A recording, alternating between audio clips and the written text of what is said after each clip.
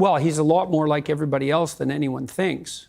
You know, the notion that he's Hitler or Stalin, that's just foolish. I don't see any evidence for that at all. I mean, first of all, Hitler and Stalin were very singular types, and there's a bit of Hitler and Stalin in everyone, so, you know, there's some truth in that. Maybe there's more in the typical Russian leader than normal. A bit of Hitler normal. in everyone? Really? There's more than a bit. Really? Oh, absolutely. Yeah, well, why would have Nazism spread the way it did? You know, people think, well, that's all top down. It's not top down. There's a part of people that are all these people who informed on Kate Berbelsing. Well, didn't Goebbels say that the way to get vast numbers of people to go along with what you want to do is to terrify them? You can do that. You hold a grip of terror over them. Oh yeah, but and in a way, that's what Putin's now doing with the Russian people, where he's going back now into a position of they're all trying to get us, they want to attack us, they want to take us over. He's terrifying his people to rally support for what at the moment is a conflict he has started, which is not going the way he assumed. Well, the most, what would you say, the wisest commentators on totalitarian states, like Solzhenitsyn, and many psychological commentators, Jung was a good example of that, made a very straightforward case that you can't have a totalitarian state unless every single person is willing to lie about everything all the time. And you can think about that as top down because the leaders lie too. And they also enforce punishments if you don't lie. But then you can also think about it, the totalitarian spirit is replicated at every level of the society. And so in a truly totalitarian state, husbands lie to their wives and parents lie to their children. And the totalitarian state is actually the grip of the lie. And so, and people will certainly go along with that. I mean we're seeing that emerge here with cancel culture. It's like lie or else. Yes. It's like, yeah, well. And the Russian people will be bombarded all the time with state media propaganda and will be buying into a lot of what Putin is saying. Yeah. How does this war end, do you think? We're going to find out this winter. Well, I know what I would do in his shoes. I'd wait till the first cold snap and shut off the taps. Right. Well, because of course he's going to do that. He's got the control over the energy. Of course he's going to do that. He's already warned the West with his insistence that maintenance problems were necessary and the pipelines had to be shut down. Do you think he will use a nuclear weapon? If necessary, he'll use a tactical battlefield weapon. Even if it starts World War III? It won't, probably. Why? Because we wouldn't respond? What's in it for us? If you let him do it and get away with it, where does that end? Then you are into a Hitler analogy. Look, you can get yourself in a situation, no problem, where there's no good outcome. We're trying to do that right now on every front we can possibly imagine. We can easily get ourselves in a situation where it's hell this way and hell that way.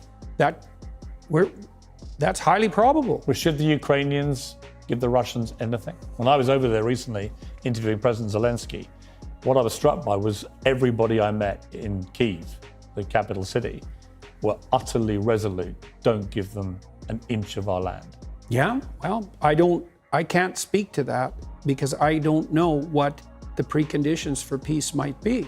But I do know that naive notions that the Russians are going to lose somehow, or that we're going to win, I just don't understand. I don't understand that. Well, what do you mean we're going to win? What are we going to win here exactly?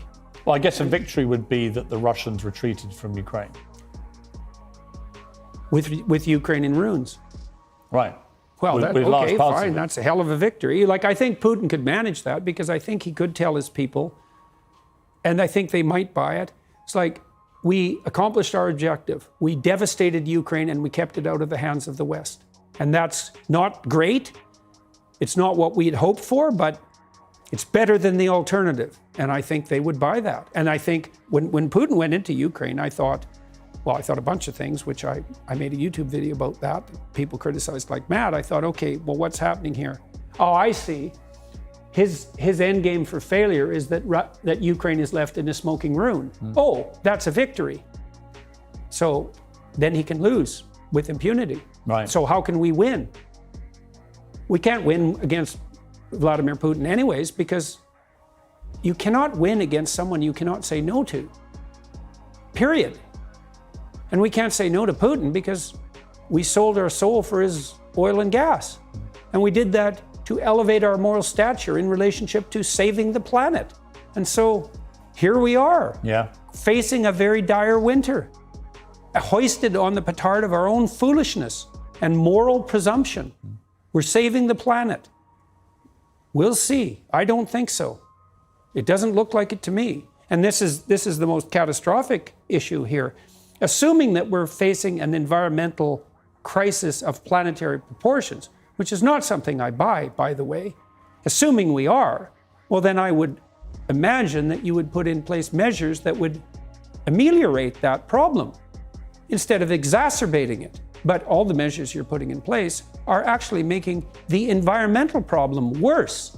So how is that even vaguely acceptable? And I look at that and I think, oh, I see. It's just like George Orwell said about middle-class socialists 50 years ago. It's not that you love the planet, it's that you hate humanity. So, well, have at her, boys and girls, and we'll see what happens this winter. And it's very terrifying to me. It is. I especially hear it, because your energy prices have gone way out of control, and that's going to hurt a lot of poor people, and certainly around the world as well. The World Bank already estimated that we've put 350 million people into what they call food insecurity. 350 million.